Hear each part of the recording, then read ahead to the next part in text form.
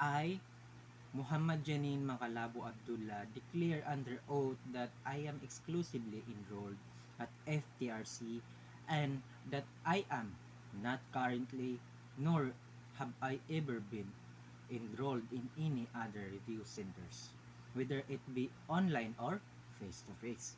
I fully understand and agree that any violation of this declaration will result in my immediate expulsion from FTRC without a refund.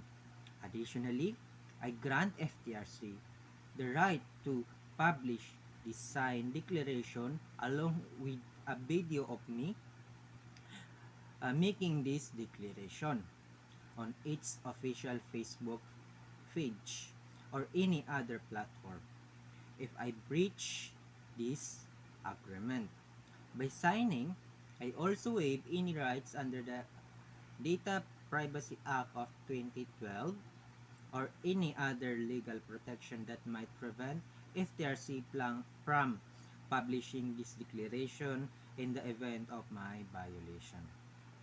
I confirm that I fully understand the content and consequence of this declaration.